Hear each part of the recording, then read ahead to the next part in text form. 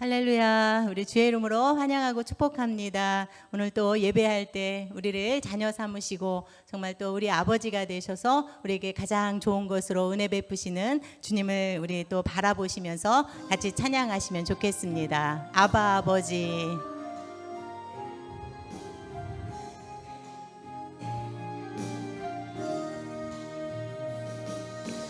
아바 아버지, 아바 아버지, 나를 안으시고 바라보시는 아바 아버지, 아바 아버지, 아바 아버지, 나를 도우시고 힘주시는 아버지. 주는 내 마음을 고치시고 볼 수 없는 상처 만지시네.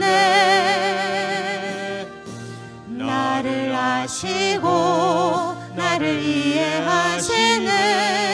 내 영혼 새롭게 세우시네. 아버지, 아바 아버지, 아바 아버지, 아바 아버지, 나를 안으시고 바라보시는 아바 아버지, 아바 아버지, 아바 아버지, 나를 도우시고 힘주시는 아버지.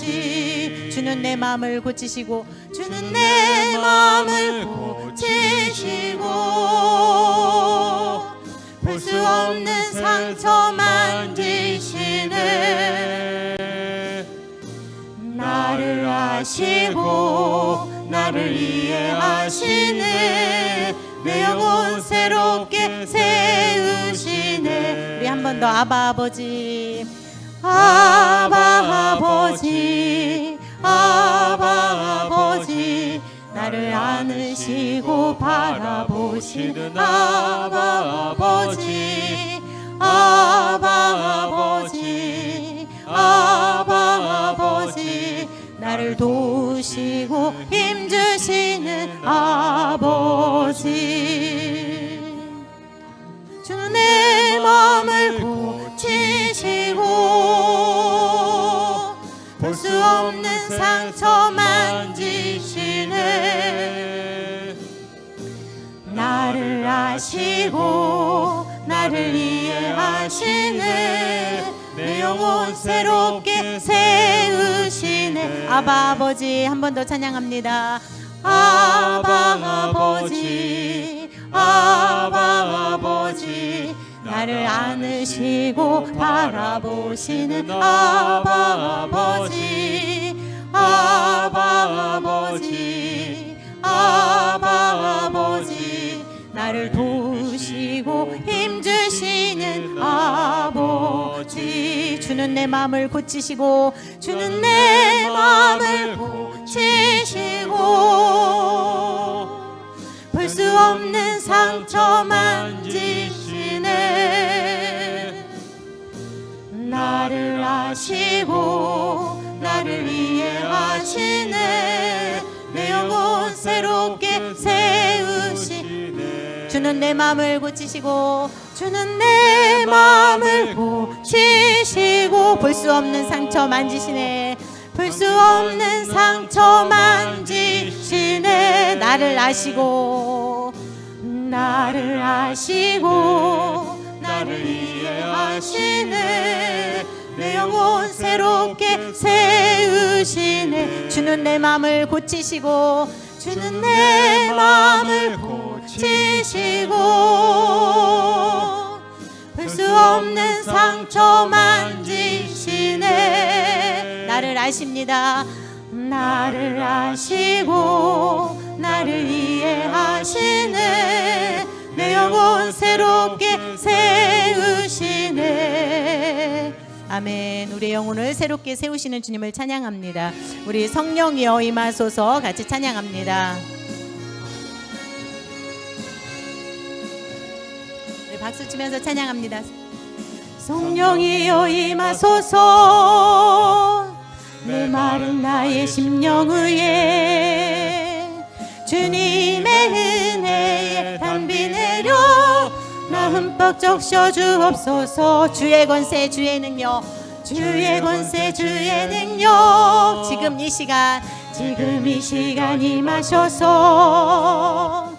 악한 권세 모두 깨뜨리고 주의 나라 임하소서.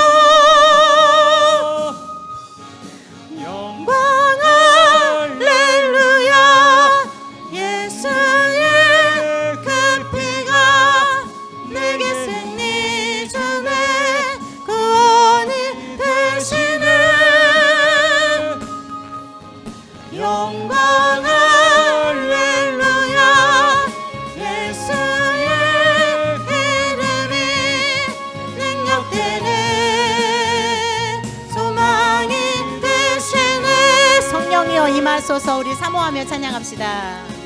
성령이여 임하소서. 메마른 나의 심령 위에, 메마른 나의 심령 위에 주님의 은혜에 담비, 주님의 은혜에 담비 내려 나 흠뻑 적셔 주옵소서. 주의 권세 주의 능력, 주의 권세 주의 능력, 지금 이 시간 임하셔서 악한 권세 모두 깨뜨리고 주의 나라 임하소서. 영광 할렐루야. 예수의 그 피가 내게 승리 주네 구원이 되시네. 영광 할렐루야. 예수의 이름이 능력되네 소망이 되시네. 성령이여 임하소서. 사모합시다. 성령이여 임하소서. 메마른 나의 심령 위에 주님의 은혜에 담비 내려 나 흠뻑 적셔 주옵소서. 주의 권세 주의 권세 주의 능력, 지금 이 시간 임하소서. 이 시간 임하셔서 악한 권세 모두 깨뜨리고 주의 나라 임하소서. 영광 할렐루야. 예수의 그 피가 내게 승리 주네 구원이 되시네. 영광 할렐루야. 예수의 이름이 능력되네 소망이 되시네. 우리 한 번 더 성령이여 임하소서 사모하며 찬양합시다. 성령이여 임하소서. 메마른 나의 심령 위에 주님의 은혜에 담비 내려 나 흠뻑 적셔 주옵소서. 주의 권세 주의 능력, 주의 권세 주의 능력, 지금 이 시간 임하셔서 악한 권세 모두 깨뜨리고 주의 나라 임하소서. 영광 할렐루야. 예수의 그 피가 내게 승리 주네 구원이 되시네. 영광 할렐루야. 예수의 이름이 능력되네 소망이 되시네. 영광 할렐루야. 영광 할렐루야. 예수의 그 피가 내게 승리 주네 구원이 되시네. 영광 할렐루야. 예수의 이름이 능력되네 소망이 되시네. 능력되고 소망이 되시는 주님의 이름을 찬양합니다. 우리 계속해서 찬양하십니다. 내 평생에 가는 길, 우리 주님과 동행하기를 사모하면서 찬양하십니다. 내 평생에 가는 길 순탄하여 내 전전한 것 같든지 큰 풍 바람 무섭고 어렵든지 나의 영혼은 늘 평안하다. 내 영혼 평안해. 내 영혼 평안해. 저 마귀는 우리를 삼키려고 입 벌리고 달려와도 주의 손은 우리의 대장을 끝내 싸워서 이기리라. 내 영혼 평안해. 내 영혼 평안해. 내 지은 죄 주홍빛 같더라도 주의 수께 다 아뢰며 그 십자가 피로써 다 세세사 흰 눈보다도 정하리라. 내 영혼 평안해. 내 영혼 평안해. 저 공중에 구름이 일어나며 큰 나팔이 울릴 때에 주 오셔서 세상을 심판을 도 나의 영혼은 겁없으리. 내 영혼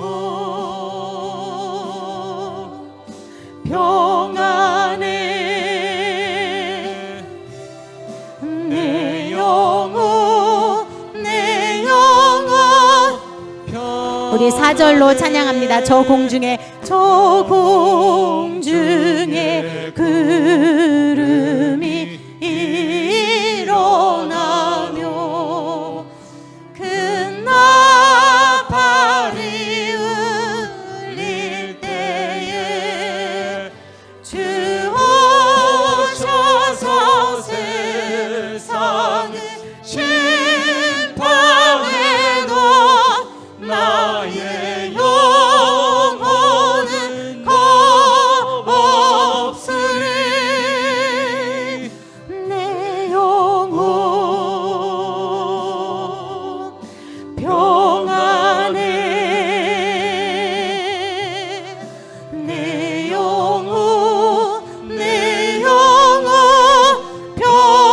영혼 평안해. 평안해.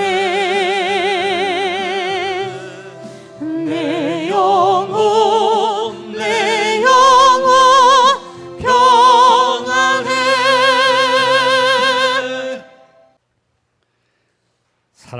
은혜와 은혜로 구속받은 우리들, 허락하신 세상의 삶 속에 열심히 한 주간을 살다가 이 자리에 모였습니다. 존귀하신 하나님 아버지, 이 시간 영광을 드리고 은혜 받기 위해 모인 우리들과 우리 재단 위에 주님의 사랑과 은혜가 충만하기를 간절히 기도드립니다. 아멘. 지난날의 삶을 돌아볼 때 주님만을 따르기보다는 우리의 육신의 안위와 평안함을 위해 살았습니다. 세상이 되어져가는 모든 만사가 주 하나님 아버지 뜻 안에 있음을 잘 알면서도 우리는 그 뜻에 따르지 못하고 우리 생각과 뜻대로 살았음을 고백합니다. 저희들을 불쌍히 여기사 용서해 주시고 또 하나님 아버지 축복 속에 좋은 성전을 허락하셨건만 각박한 세상에서 주님을 섬기지 못하고 힘들게 살아가는 영혼들이 많이 있습니다. 그 영혼들을 구원하면은 너무나 많이 부족했습니다.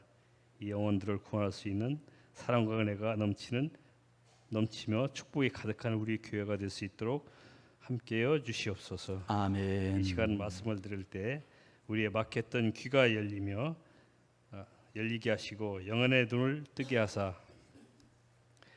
주님을 영화롭게 해드리는 믿음의 충만한 우리들이 될 수 있도록 은혜 주시옵소서. 아멘. 유난히도 더웠던 올 여름 날씨, 그리고 또 태풍과 동반한 폭우로 인하여 많은 인명과 재산의 피해를 입는 안타까운 일들이 있었습니다.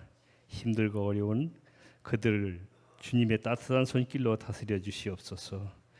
또 귀 쓰시고자 단에서 오신 우리 목사님 말씀을 대안하실 때 영육간의 강건함으로 지켜주시고 또 주시는 말씀이 우리들의 마음속에 자리하여 힘들고 어려울 때마다 위로가 되고 승리하는 삶이 되게 하여 주시옵소서. 아멘. 더운 날씨 속에 우리들의 건강을 지켜주시고 특히 연로하신 우리 집사님들 많이 계십니다.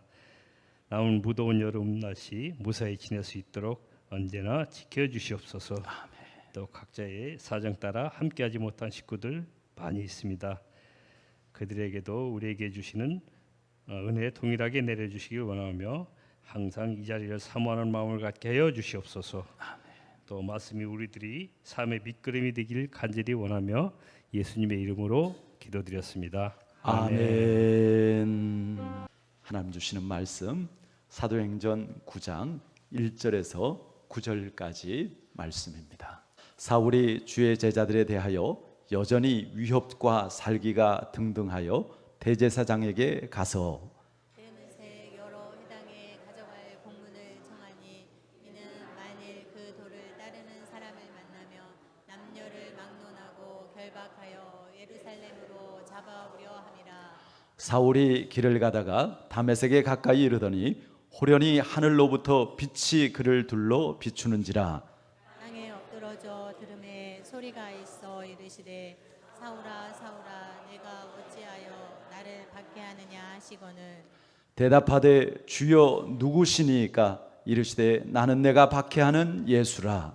너는 일어나 시내로 들어가라 내가 행할 것을 내게 이를 자가 있느니라 하시니 같이 가던 사람들은 소리만 듣고 아무도 보지 못하여 말을 못하고 서 있더라. 사울이 땅에서 일어나 눈은 떴으나 아무것도 보지 못하고 사람의 손에 끌려 다메섹으로 들어가서 같이 읽습니다. 사흘 동안 보지 못하고 먹지도 마시지도 아니하니라. 아멘.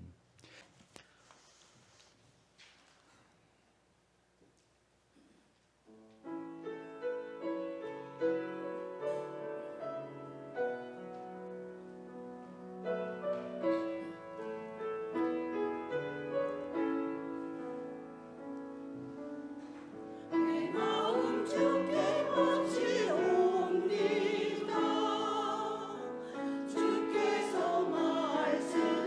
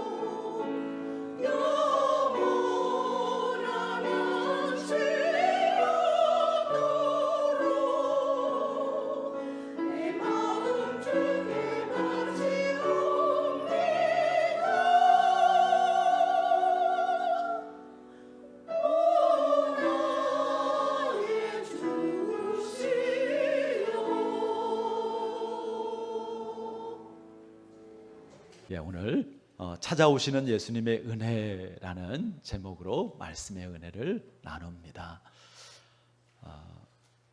우리는 흔히 이렇게 이제 믿음이 없는 분들이 마음을 돌이켜서 예수님을 믿고 또 신앙생활을 이렇게 이제 시작하고 이렇게 하나님과의 동행을 시작하는 것을 가리켜서 회심했다 그렇게 일컫습니다. 이 회심에는요 급진적인 회심이 있고 또 점진적인 회심이 있습니다. 급진적인 회심이라는 것은 어느 날 갑자기 어떤 사건을 계기로 해서 심경의 변화를 일으켜서 이제 예수님을 믿게 된 그러한 경우입니다.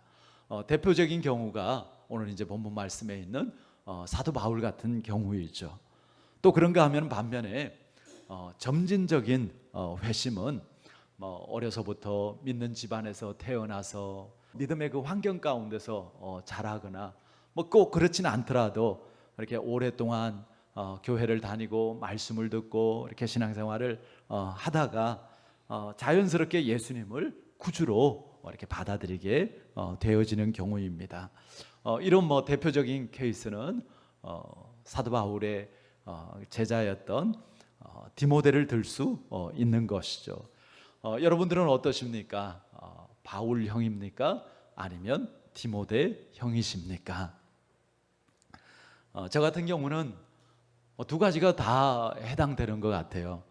저는 어릴 때부터 이렇게 믿는 가정에서 참 모범적으로 이렇게 신앙생활하면서 자라긴 했어요. 그런데 믿음이 희미하다 보니까 잠시 신앙이 시들해졌습니다.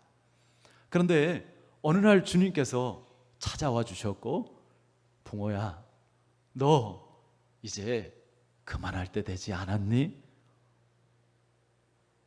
정말 안타까움과 그 따뜻함이 동시에 묻어있는 주님의 음성이 제 마음에 들려지는데요, 그게 소리로 들려진 것은 아니지만 주님이시군요, 절로 알겠더라고요.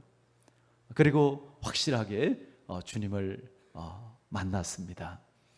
물론 바울 형이냐 디모데 형이냐 이것이 중요한 것은 아닙니다. 정말 중요한 것은 예수님을 제대로 만나고 믿는 것입니다. 오늘 우리가 읽은 본문을 보면 바울의 회심 사건을 보도하면서 여러 가지로 다양하게 동반된 바울의 체험들을 열거합니다. 하늘로부터 빛이 임하고, 그리고 그가 그 빛에 눈이 보이지 않고, 그리고 그가 땅에 엎드러졌을 때 그 들리는 그 주님의 음성이라든지. 그런데 이런 체험들은 사실 회심 사건에 있어서 부수적인 그러한 요소들입니다. 회심할 때 우리가 여러 가지 하나님의 특별한 그 역사들을 체험할 수 있고, 그것은 우리에게 굉장히 유익합니다. 그러나 그 자체가 회심의 본질이고 믿음은 아닌 것이죠. 그렇다면 회심의 본질은 무엇일까? 그리고 무엇이 참된 믿음일까? 이것이 중요한 것입니다. 먼저 우리가 이제 오늘 말씀을 통해서 회심하기 전에 그 바울을 좀 살펴보는데요, 예수님을 만나기 이전에 바울의 모습이 어땠을까? 우리 한번 우리가 읽었던 본문 중에 1절, 2절 말씀을 다시 한번 다 같이 읽어보겠습니다. 사울이 주의 제자들에 대하여 여전히 위협과 살기가 등등하여 대제사장에게 가서 다메섹 여러 회당에 가져갈 공문을 청하니, 이는 만일 그 도를 따르는 사람을 만나면 남녀를 막론하고 결박하여 예루살렘으로 잡아오려 함이라. 자, 사울이 그랬는데 사울이 누구예요? 사도 바울입니다. 그러니까 사울은 사도 바울의 히브리 이름입니다. 이제 사도행전 13장에 가면은 사울이라고 하는 바울이 그렇게 하면서 이제 이름이 바울로 이제 바뀌어서 계속 소개가 되어지는데요. 그러니까 사울이라는 이름은 히브리 이름입니다. 바울은 이제 헬라식 이름이고요. 아마 이방인들 그 선교를 시작하면서 그 이름을 이제 바울이라고 그렇게 사용한 것 같아요. 그러니까 사울하고 바울은 같은 사람입니다. 오늘도 제가 설교하면서 두 이름을 함께 사용해도 여러분들이 이해를 하시길 바랍니다. 사울은요, 살기가 등등해서 예수 믿는 사람들을 잡아오겠다고 다메섹으로 가고 있었습니다. 당시 유대인들은요, 세계 어느 나라에 흩어져 살아도 유대인들의 통치기관인 사내들인 공회의 지시를 받아야 하고 명령을 들어야 했습니다. 그래서 사울은요, 대제사장의 공문을 가지고 가서 예수 믿는 유대인들을 잡아오려고 한 것입니다. 예루살렘에서 다메섹까지 거리가 한 240km 정도, 굉장히 먼 거리입니다. 그런데도 바울은 그 먼 길을 오직 그 예수 믿는 그리스도인들을 붙잡아 오고 그리고 그들을 박해하려고 그 길을 가고 있는 것입니다. 참 사울은 변화되기 어려운 그러한 사람이죠. 그는 엄격한 바리새파 유대인이었습니다. 그 유대교인들은 하나님은 믿지만 예수님은 믿지 않습니다. 그러니까 구약에 머물러 있는 것이죠. 이미 하나님께서 예수님을 그리스도로 우리의 구원자로 이 땅에 보내셔서 십자가와 부활을 통해서 그것을 이루셨음에도 불구하고 유대교인들은 예수님은 그분이 아니라는 거예요. 그것은 거짓이라는 거예요. 사울은 당대의 최고의 학문을 공부한 사람입니다. 또 그는 젊은 나이에도 불구하고 사내들인 공회 회원이었습니다. 거기에다가 그는 나면서부터 세계를 지배하고 있던 그 로마의 시민권을 가지고 있었습니다. 그러니까 요즘 말로 하면 정말 타고난 금수저예요. 그야말로 갖출 것을 다 갖춘 사람입니다.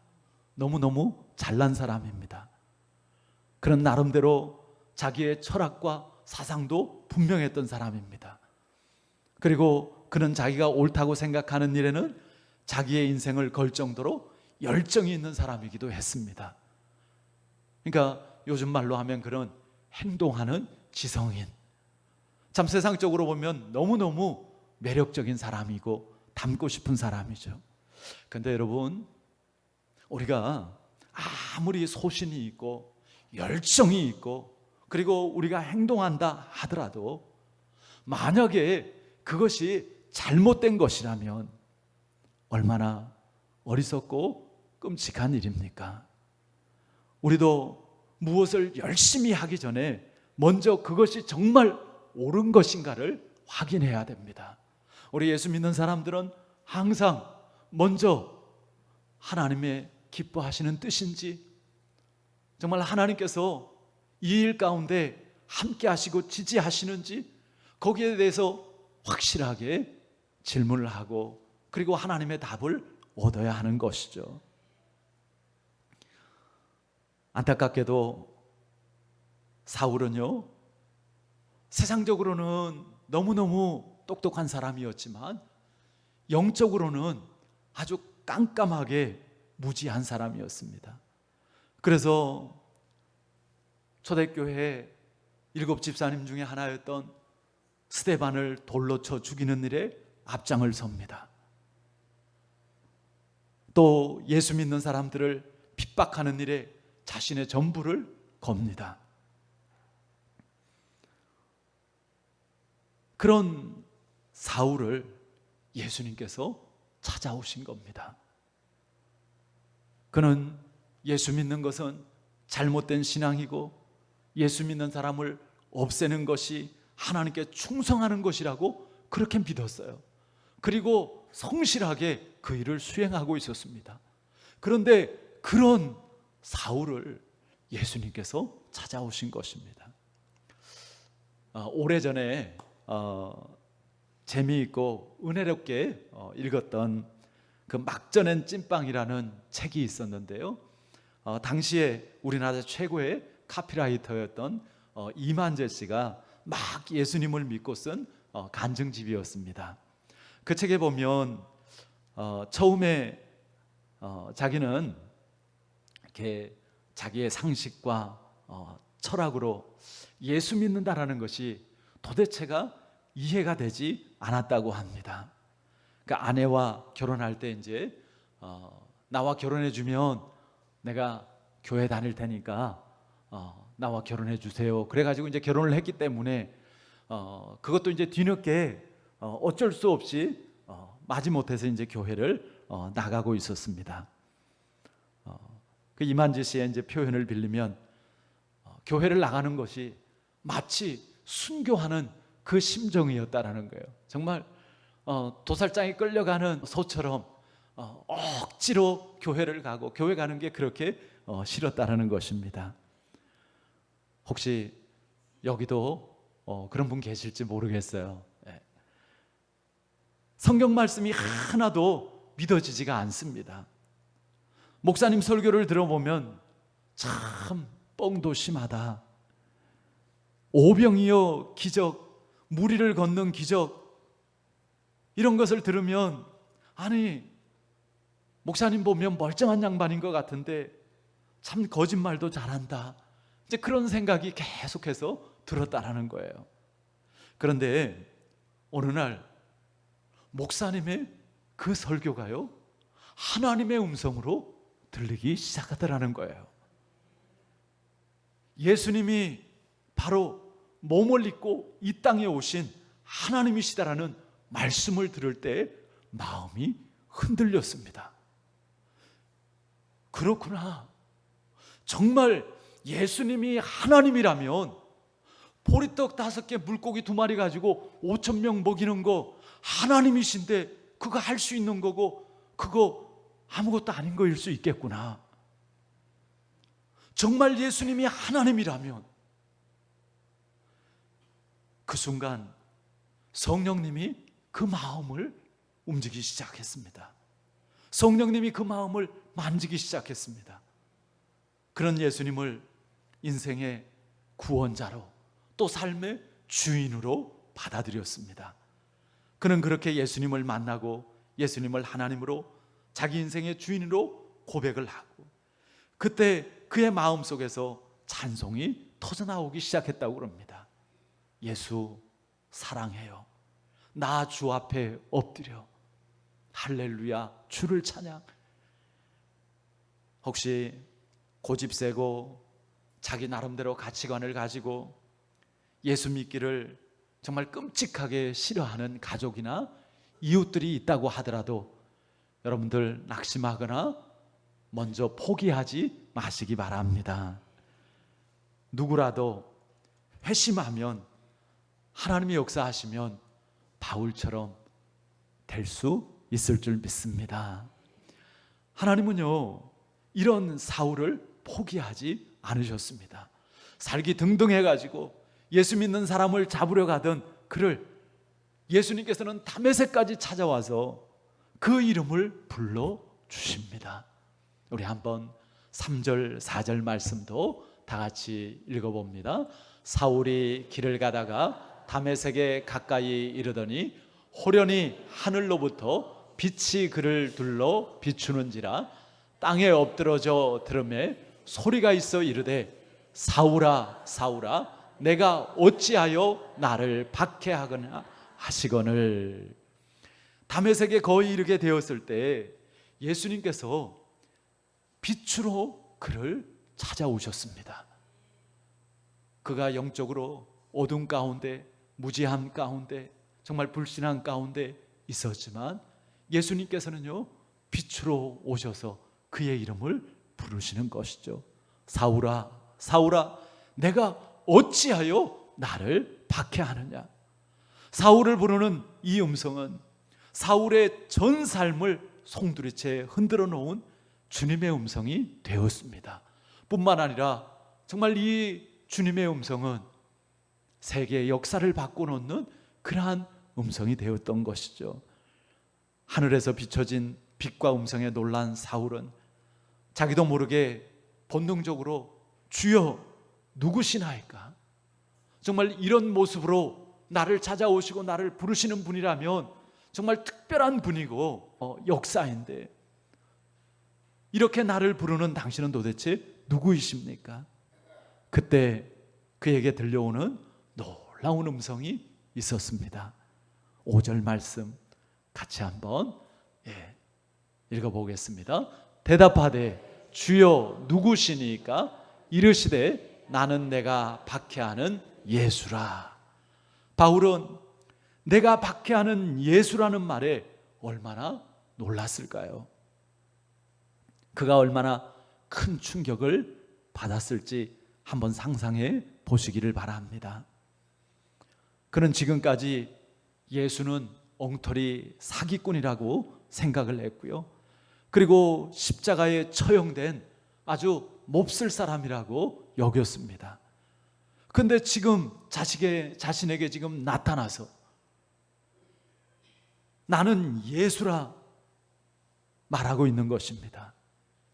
사울은 정말 너무너무 많은 생각이 들었을 거예요.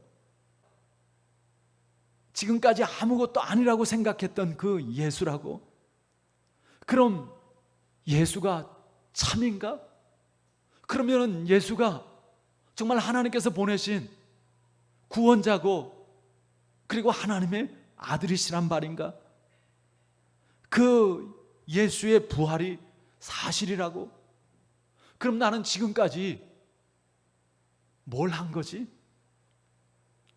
나는 이제 어떻게 해야 하는 거지? 아마 수많은 생각들이 사도 바울의 머릿속에 혼란스럽게 일어났을 것입니다. 그 후에 사울은요, 예수님을 구주로 영접하고 침례를 받습니다. 그리고 다메섹 회당으로 달려가서 자기가 핍박하던, 자기가 아니라고 하던, 거짓이라고 하던 그 예수에 대해서 예수가 그리스도이십니다, 그렇게 증언을 합니다. 여러분, 참 놀랍지 않습니까? 예수님을 부인하고 예수 믿는 사람들을 가두고 죽이기까지 하면서 핍박하는 그런 사울을 예수님께서 뭐가 아쉬워서 이렇게 찾아와 주시고 그리고 불러주시고 그리고 그를 변화시키고 사용하여 주실까요? 하나님께서 바울이 아니면 이방인 선교를 할 수 없었겠습니까? 아니면 바울이 아니면 교회들을 세울 수 없었겠습니까? 그렇지 않죠. 이것은 전적인 하나님의 은혜고 사랑인 줄 믿습니다. 사랑하는 성도 여러분, 이 이야기는 비단 바울의 이야기만이 아닌 것이죠. 우리는 어떻습니까? 우리 역시 영적인 어둠 속에 있지 않았습니까? 도대체 내가 누구인지도 모르고 세상이 어떻게 해서 생겨났는지도 모르고 그냥 던져진 그러한 존재인 줄 알고 그저 세상의 흐름대로, 세상의 가르침대로 그렇게 정신없이 살다가 나이가 들면서 삶의 허무와 공허를 느끼고 늙고 병들고 그리고 결국은 영원한 멸망으로 던져지는지도 모르고 죽어가는 그런 인생이 아니었습니까? 그런데 그런 우리에게, 그런 나에게 주님께서 찾아와 주신 것입니다.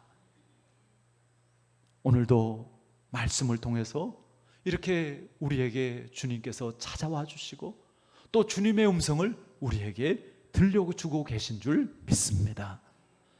왜 예수님께서 사울을 찾아왔습니까? 왜 예수님께서 우리를 찾아와 주셨습니까?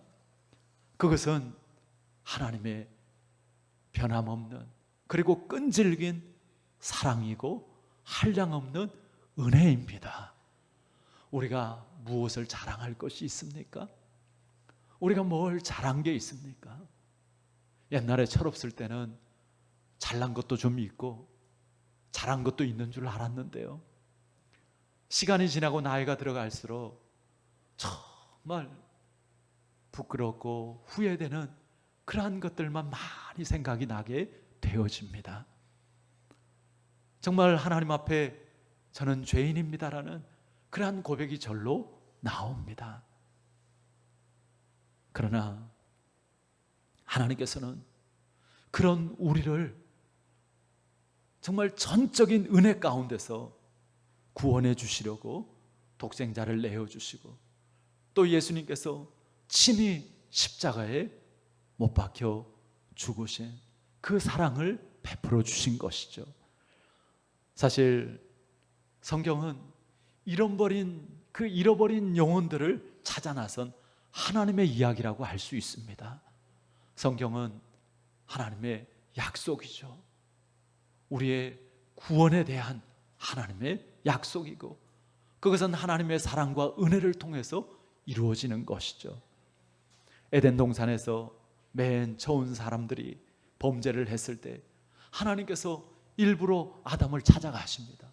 그리고 아담아, 아담아, 내가 어디 있느냐, 그렇게 아담을 부르고 찾습니다. 여러분, 하나님께서 아담이 어디에 숨었는지를 몰라서 아담을 부르고 찾고 있겠습니까? 하나님 다 아시죠.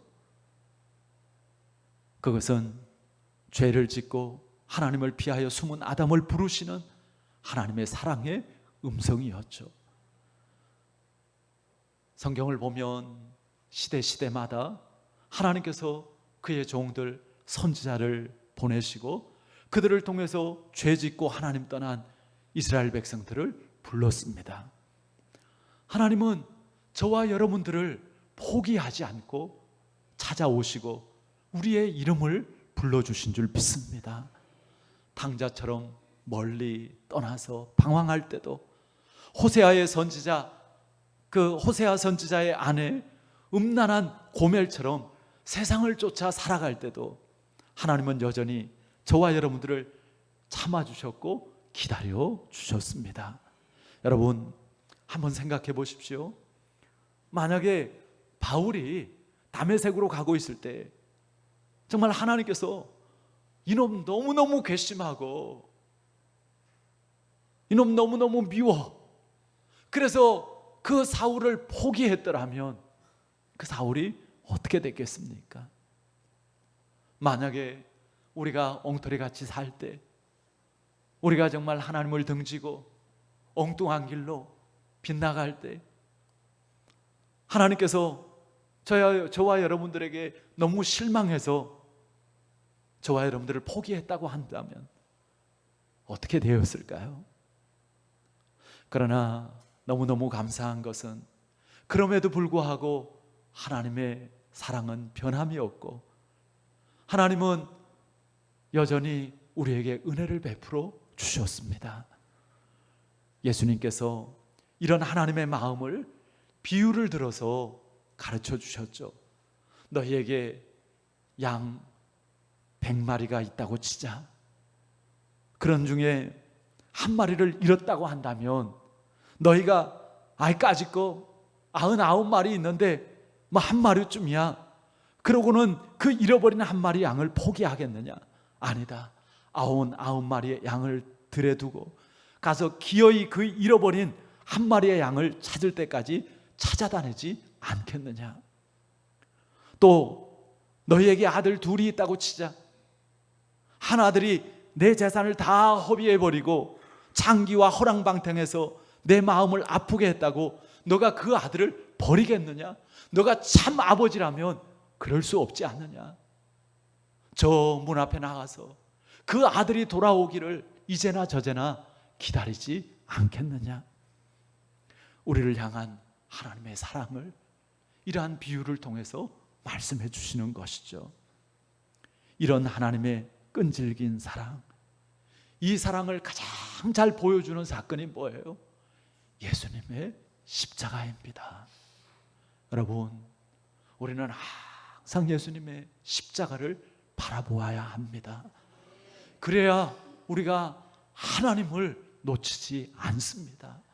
그래야 우리가 다시 교만의 길을 가지 않고 우리가 다시 어리석어지지 않을 수 있습니다. 우리가 신앙생활 하지만요, 악한 마귀는요, 어떻게 해서라도 우리 눈을 다시 가리려고 합니다. 마귀는요, 뭐 집사님이라고 봐주고 목사님이라고 피하고 그런 거 없는 것 같아요. 하여튼 틈만 있으면 우리가 하나님과 멀어지고 정말 우리가 하나님을 보지 못하도록 또다시 하나님에게서 벗어나도록 그렇게 우리를 미혹하고 또 우리를 영적으로 공격합니다. 우리가 깨어 있어야 됩니다. 그것을 잘 분별해야 됩니다. 이것이 정말 악한 마귀의 미혹이구나, 이것이 정말 시험이구나, 이러한 것을 우리가 잘 분별할 때 그것을 영적으로 잘 대처할 수 있는 것이죠. 예수님의 십자가 사건, 하나님은 우리를 포기하지 않았고 일부러 당신의 아들을 세상에 보내어서 우리의 죄를 담당하게 하셨고, 그리고 십자가에서 우리를 대신해서 죽게 하셨습니다. 아무리 불러도 돌아오지를 않으니까 아예 우리와 같은 이 몸을 입고 이 땅에 오셔서 우리를 대신해서 십자가를 지신 것입니다. 지옥의 불구덩이에 뛰어들어서라도 우리를 들쳐업고 기어이 구원해 내시겠다라는 그러한 하나님의 사랑의 의지고 그리고 하나님의 놀라운 은혜인 줄 믿습니다. 그러므로 우리는 이 하나님의 끈질긴 사랑을요 깨달아야 됩니다. 다메섹으로 가는 길까지 찾아와서 사울아 사울아 그 이름을 불러주셨던 주님께서 저와 여러분을 찾아와서 우리의 이름을 부르며 구원하셨다라는 그 사실을 우리는 잊지 말아야 됩니다. 왜 사람들이 잘 변화되지 않습니까? 왜 그토록 신앙생활을 오래 하고도 우리 마음에 진정한 변화가 없습니까?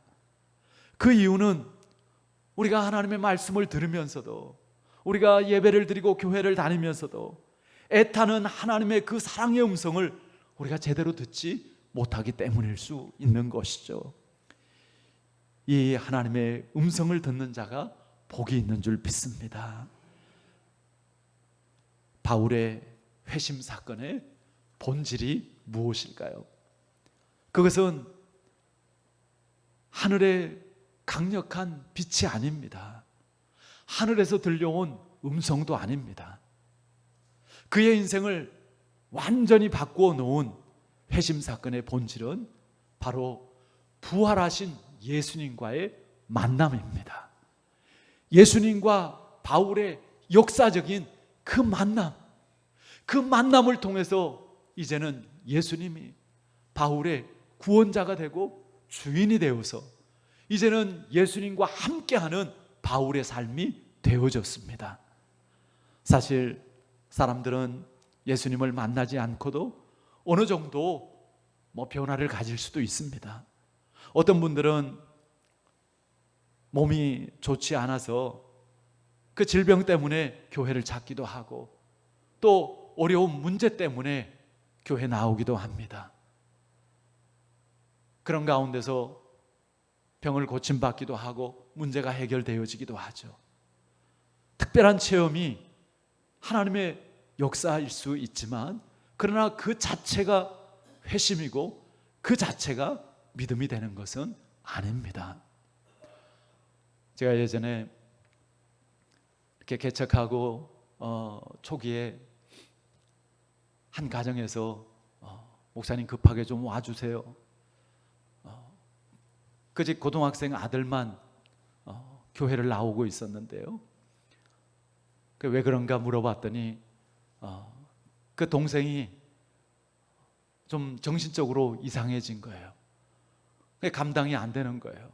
병원을 가도 이게 뭐 제대로 이렇게 치료가 안 되고, 그래서 이제 내일 이게 상황이 좀 심각해져서 그 병원에 이렇게 이제 정신과 병동에 입원을 해야 되는 그런 상황이라고.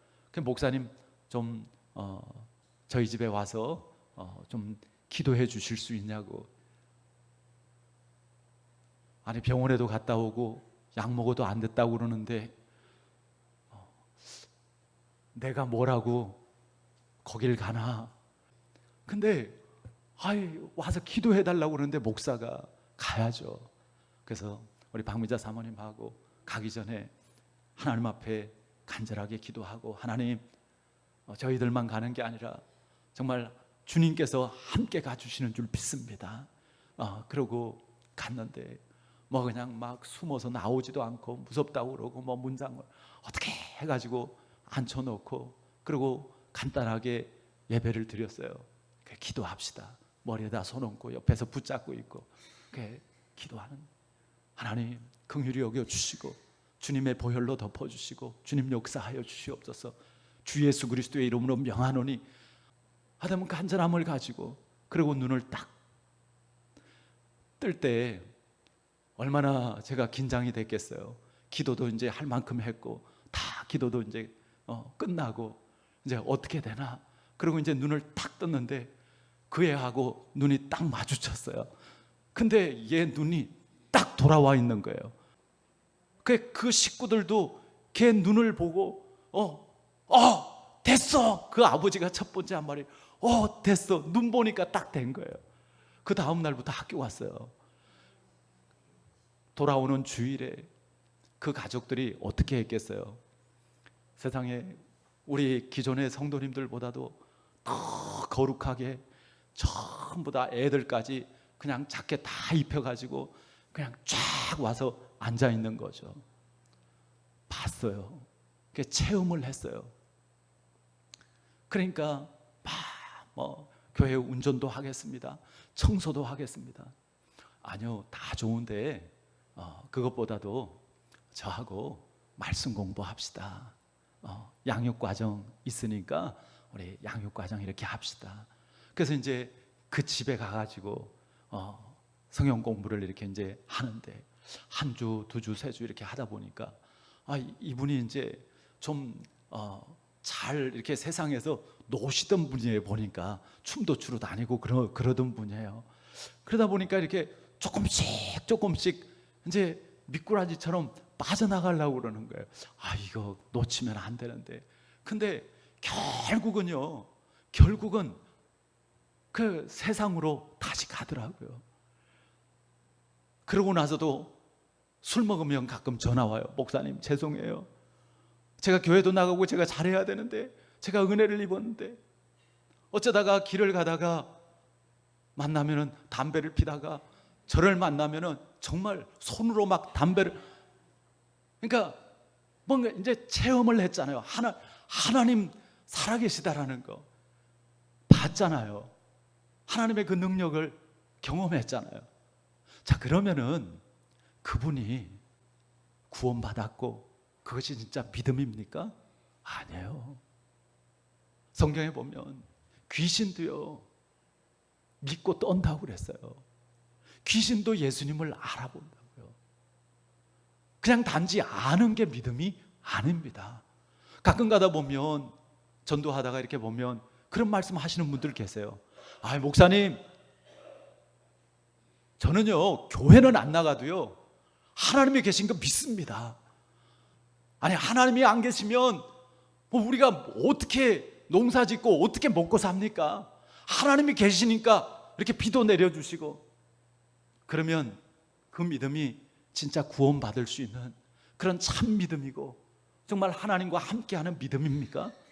아니요.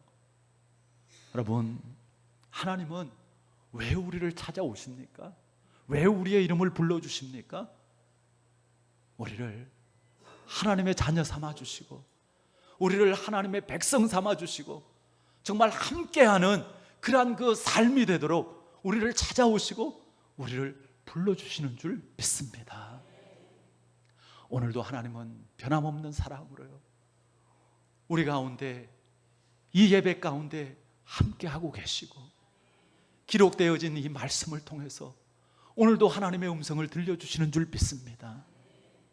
목사님, 나도 사도 바울처럼 그런 특별한 체험을 하면, 저도 목사님처럼 그런 주님의 음성을 들으면, 여러분, 주님께서 우리를 찾아오시는 방법은, 그리고 우리에게 음성을 들려주시는 방법은 굉장히 다양합니다.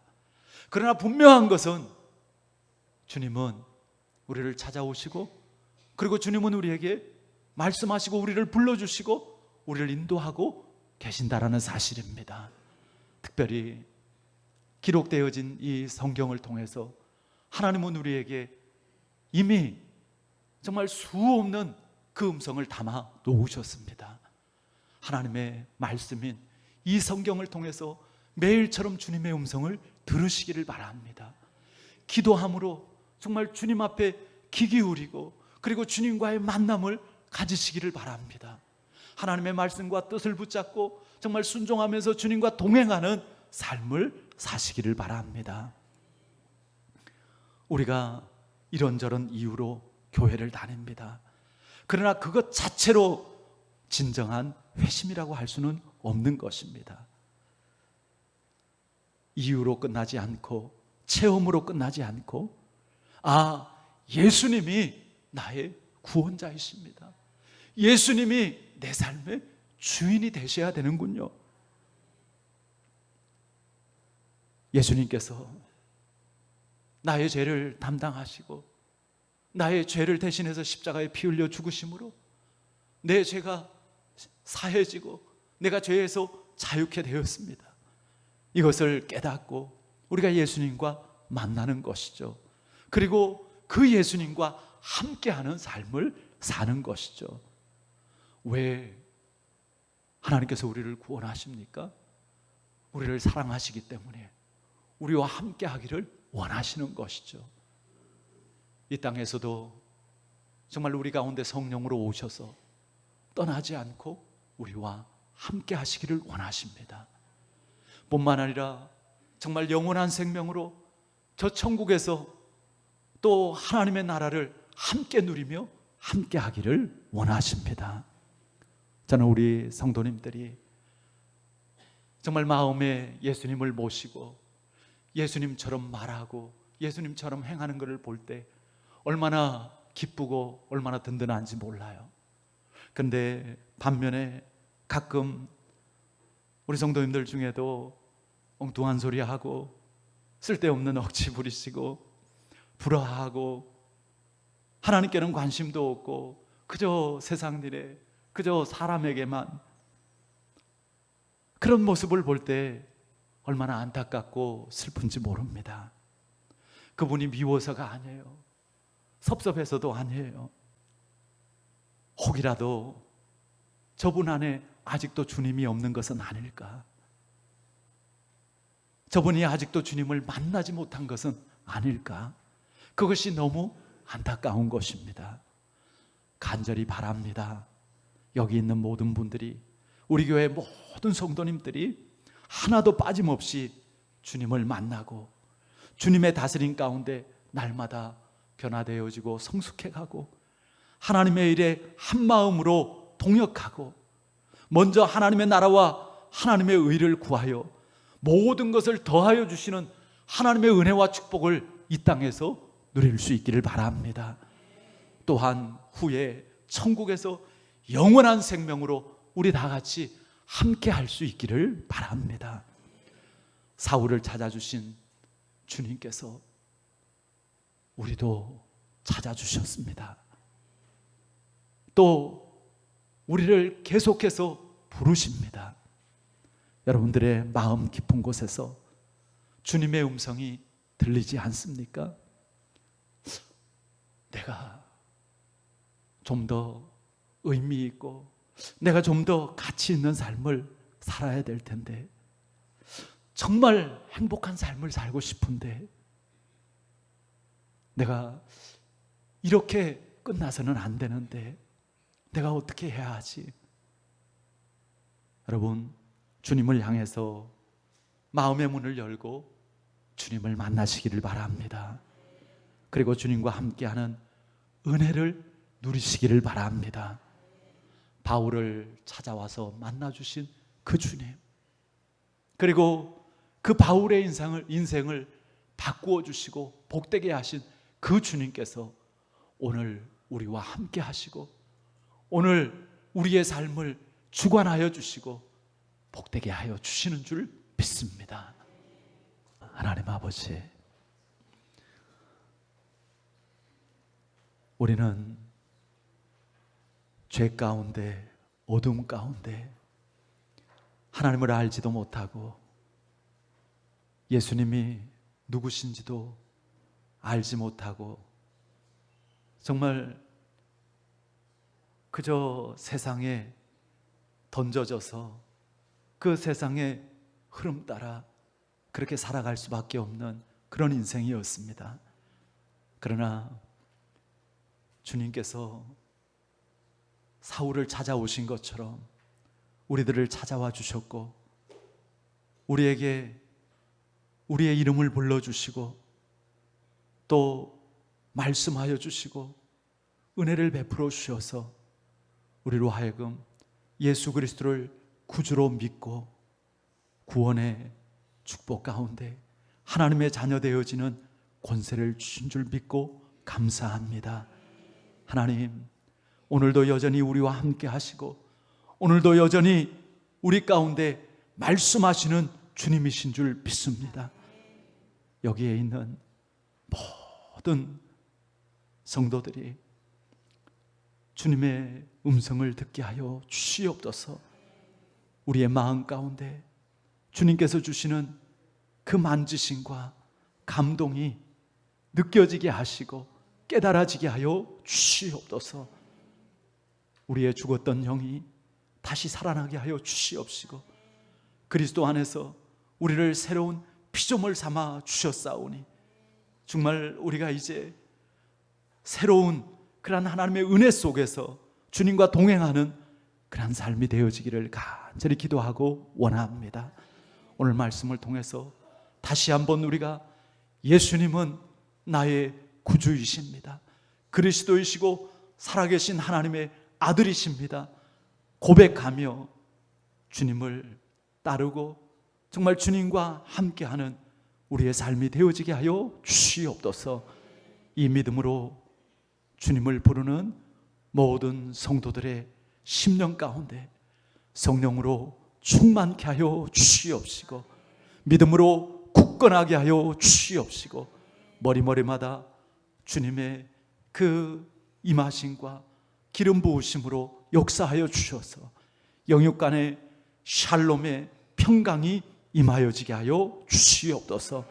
하나님 주시는 위로와 새 힘이 더하여지고 믿음의 소망 가운데서 승리케 하여 주시옵소서. 우리의 예배는 이렇게 마쳐지지만 계속해서 주님과 함께하고 계속해서 주님과 동행하며 정말 우리가 바른 길, 복된 길 걸어가게 하실 줄 믿습니다. 주님, 우리를 다스려 주시옵소서.